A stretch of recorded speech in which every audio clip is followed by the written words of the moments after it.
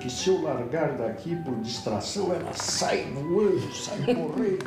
E nós subimos no sofá dele.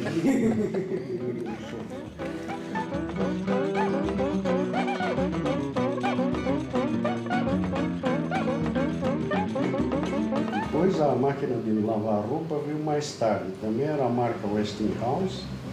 E essa máquina também durou menos de 40 anos. E tinha um cara que consertava a máquina. Chamava-se o Araré Arrivabene. A minha família era muito grande. E como toda criança gosta de bolo, né? E a coitada da mãe é que fazia o bolo. Quando apareceu a batedeira elétrica, quer dizer, já produto da eletricidade, né? Aí era fácil, aí a gente comia bolo todo dia. Você tinha que bater tudo na mão, não tinha batedeira, você batia, tinha aquele negócio assim, tcheque, não sei se vocês conhecem, parece uns aramões que você fazia assim.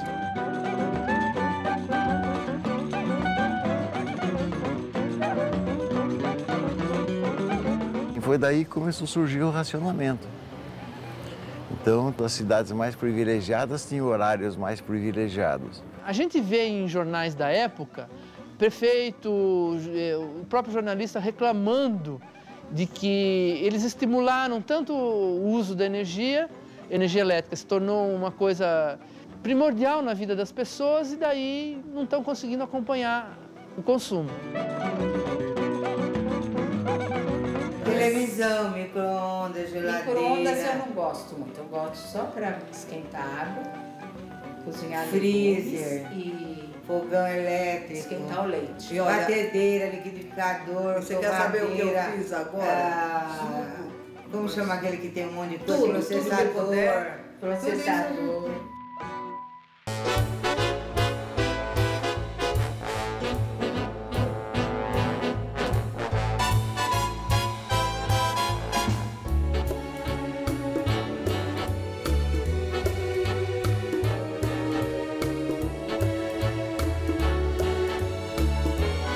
O trabalho vai entrando dentro da casa e nada simboliza melhor essa aproximação entre o trabalho e o espaço de vivência da casa do que as cozinhas.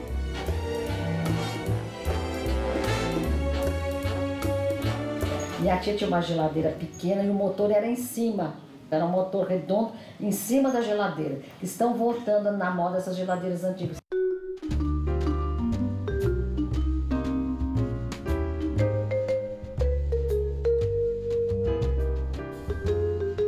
A geladeira, a primeira que tinha, ela ia para as fazendas. E eram geladeiras a querosene. A geladeira a querosene, ela vem com um fogão a querosene. Como o fogão explodia, as pessoas também achavam que a geladeira explodia. Então, houve um certo receio de comprar geladeira. Apesar que naquele tempo nem carne era uma vez por semana só. É verdade, sim. Meu pai matava carneiro e conservava na banha do carneiro mesmo, no sítio. Ou defumava a linguiça, punha em cima do fogão de lenha, fazia as linguiças e punha para defumar. Não tinha geladeira, não tinha como conservar coisas, né? A geladeira era com gelo, pedra de gelo. Então o cidadão ia todo dia em casa, tocar a campainha, o veleiro, e a gente comprava uma pedra de gelo e punha na geladeira. Então vinha um caminhão da Antártica, uma pedra desse tamanho, de uns 20 centímetros de lá, uma pedra, e jogava assim e gritava, geleiro! E escorregando pela calçada, batia na parede.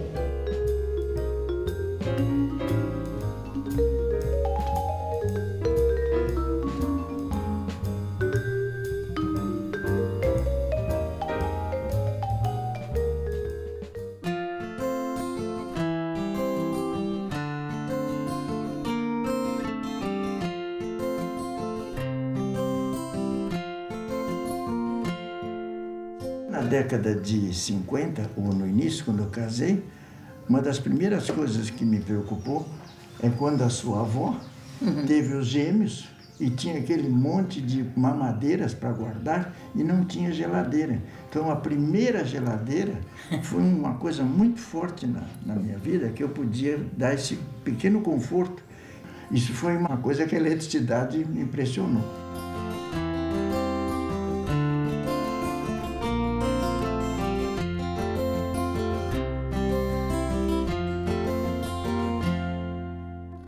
E aí a gente vai ver que nos anos 50, quando começam a serem inauguradas as usinas construídas pelo poder público, pelas estatais, a crise começa a se arrefecer. Elas já são construídas pensando num sistema que interligasse todas essas usinas, como hoje, né, que é quase no Brasil todo o sistema é interligado.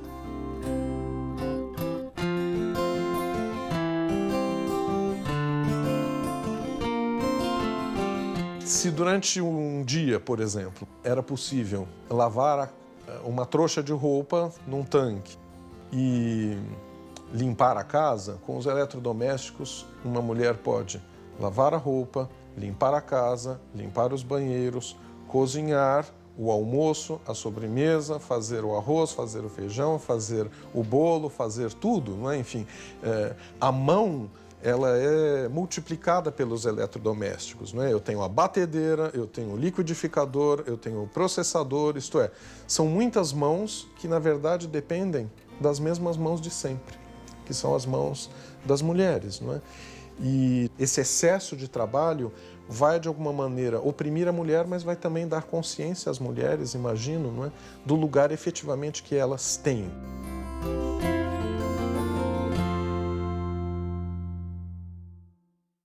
Os anos 50 foi um dos momentos mais bonitos da minha vida, de frenesi cultural, assim, né? Foi um fenômeno muito do pós-guerra, né?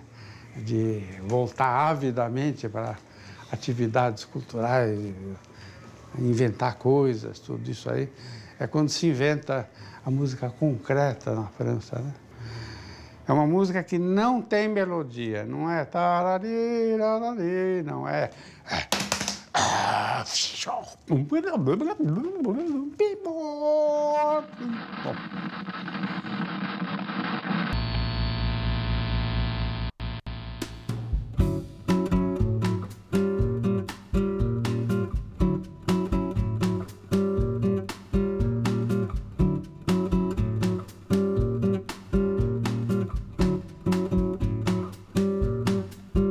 A primeira televisão que apareceu em Laranjal foi um evento. Lá no centro da cidade tinha um galpão antigo de café abandonado. E o dono do galpão lá, ele cedeu. Se colocou um monte de cadeiras de palhinha, um palco, uma mesa, uma televisão. A cidade toda estava lá. Eu estava sentado na primeira fila para ver.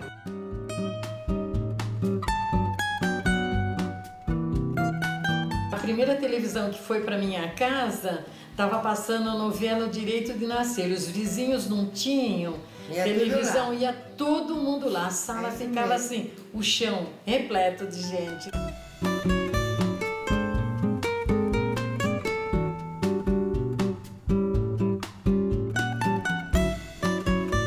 A gente tinha aqui na reza, sabe? E tinha uma senhora lá, né? Ela falava pro padre, acabe logo com o seu irmão que eu quero assistir O Direito de Nascer.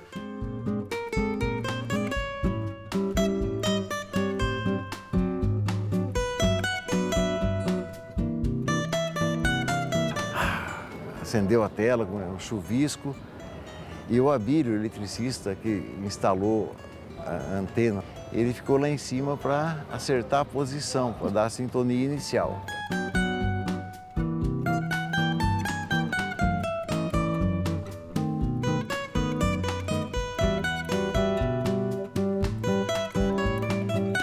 Mas antes de ter televisão em casa, a gente era televizinho. Ia na casa dos amigos ver televisão, ou até de pessoa que a gente não... Eu era moleque. Posso ver televisão aí? E as primeiras transmissões de futebol, então, né? Ah, não se via nada, né? Se via aquelas manchas lá, assim. Então começaram a aparecer, diminuir o chuvisco, a granulação, depois aquele zigue-zague. Pumba, apareceu a primeira imagem. Maísa Matarazzo cantando Ouça. Foi uma maravilha, né? Um espetáculo. A gente sabia que era Maísa porque estava escrito, porque no meio do chuvisco, se fosse o Lula que tivesse lá, ó, Maísa, era a mesma coisa.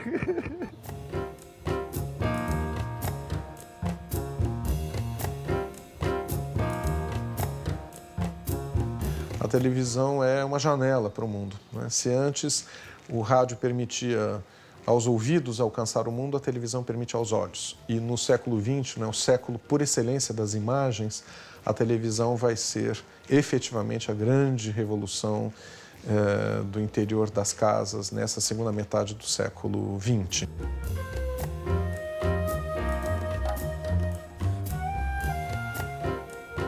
Eram poucas as pessoas que podiam ter televisão. Me lembro que quando meu pai compraram meus tios, então era uma coisa que dava status. A fulano tem televisão em casa, né?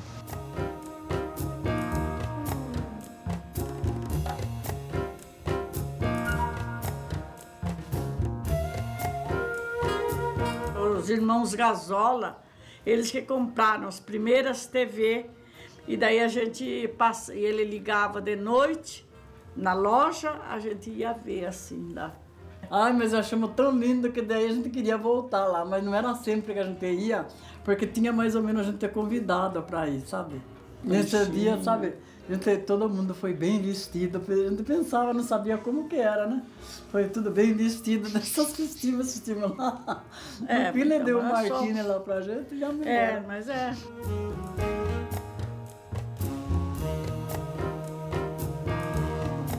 Chegava às 6 horas da tarde.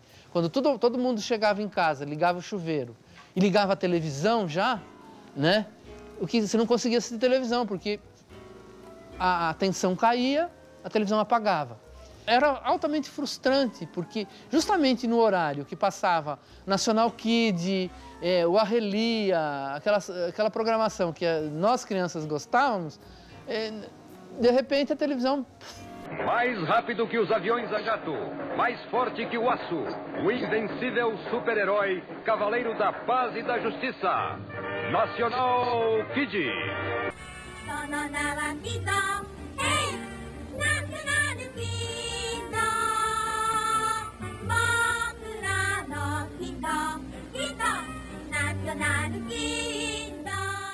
E ela ficou delirando por causa de ver o português cantando. Né? Você canta português também, né? Falava, tu que é sol, que é uma beleza. Daí ela ficou delirando. Tu que és bondoso, piador a calma, és o amigo bondoso das almas. I saw color TV. I know what I've been color TV. I know what I've been missing now. Wow! I saw color TV.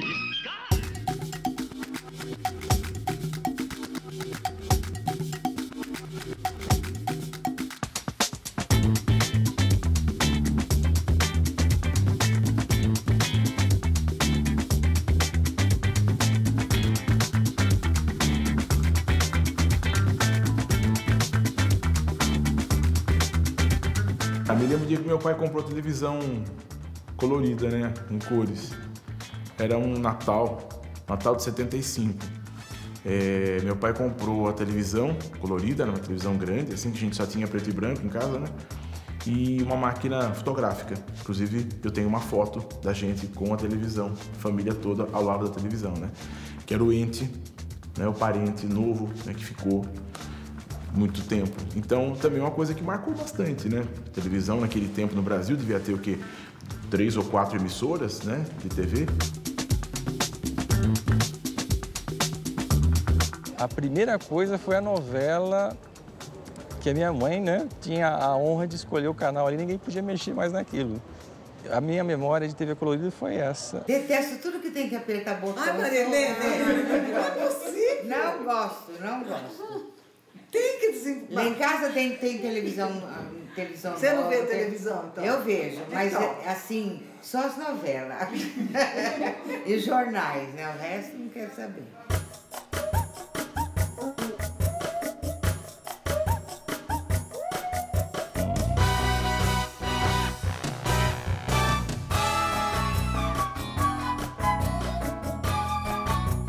A gente tem, todos nós, a nossa geração, tem a lembrança de quando entra a televisão colorida. Na Copa de 1974, quando definitivamente a gente vai ver a camisa cor de laranja da Holanda derrotando o Brasil. Isso é inesquecível. O meu pai comprou uma televisão colorida já nessa fase. Das primeiras do bairro de novo, como meu avô tinha feito nos anos 50, foi meu pai nos anos 70. Comprando a televisão colorida, a gente não acreditando na derrota do Brasil. No final dos anos 60, a gente já tinha notícia que nos Estados Unidos as televisões já começavam a ser coloridas. E havia uma grande frustração, né? Porque da gente continuar com a televisão preto e branco. Então, a gente tinha aquele artifício de colocar papel celofane ou de uma cor ou rosado, ou verde, amarelo, né? Ou então a gente chegava à perfeição de cortar tiras coloridas, ou na vertical ou na horizontal, conforme o programa que a gente ia assistir, que colorizava meio a imagem, né?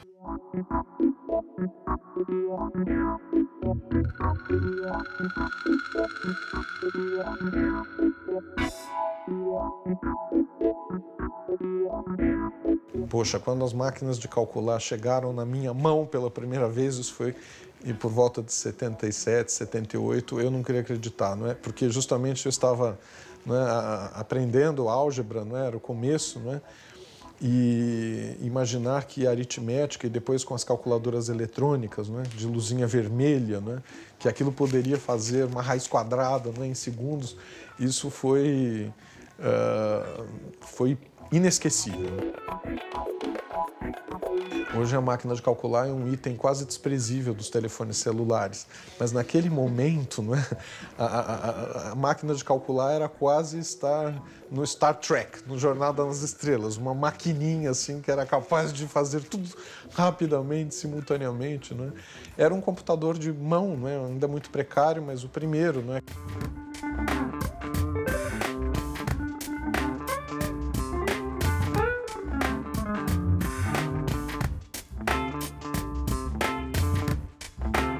A gente pode dizer que nos anos 70, essas usinas estatais que foram inauguradas, de fato deram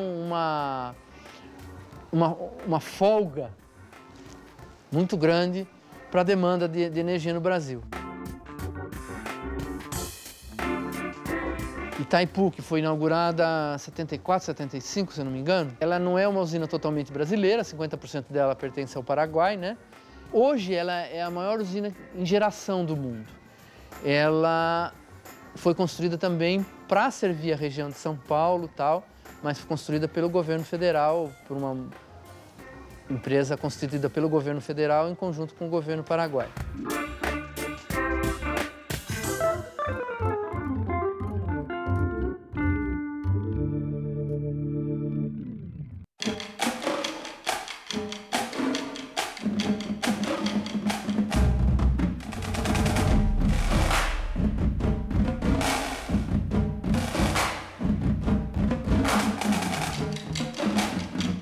Não chamava computador, né? Chamava cérebro eletrônico. Estamos vivendo uma evolução, uma velocidade tremenda, né?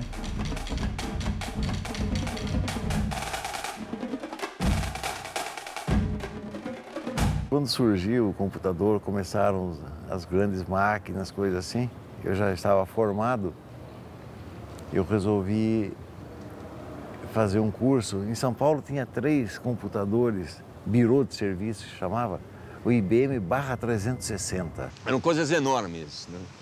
Monstruosas.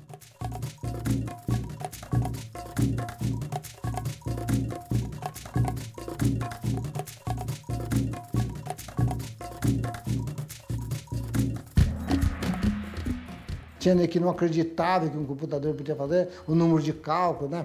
Porque antigamente o computador, meu velho, primeiro que precisava de ambiente com clima controlado. Segundo, era uma peça do tamanho dessa sala aqui.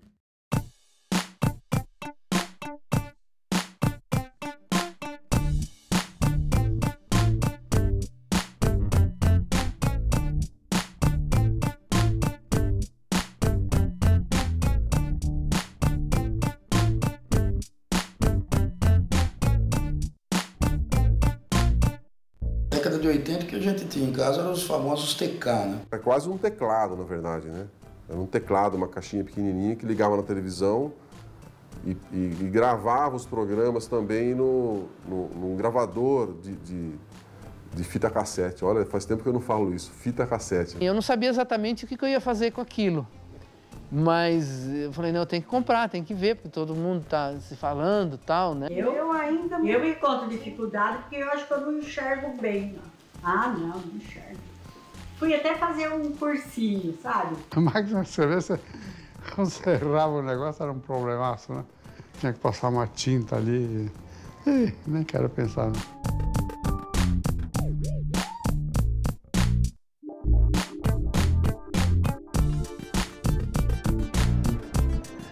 A ideia do que a energia hoje ela propõe é tão grande que não dá, assim, eu acho muito depressa.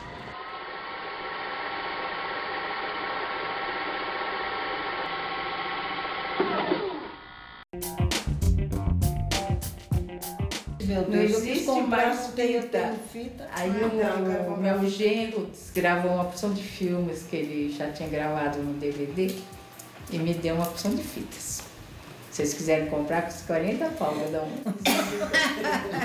Nossa, o que eu fiz de amigo nessa época, né, para assistir Blade Runner, o primeiro filme assistido no videocassete, foi o pessoal da classe toda assistir lá em casa. Nossa, tinha as videolocadoras que eram filmes piratas, né? As primeiras videolocadoras alugavam filmes piratas. Olha que loucura que era a coisa.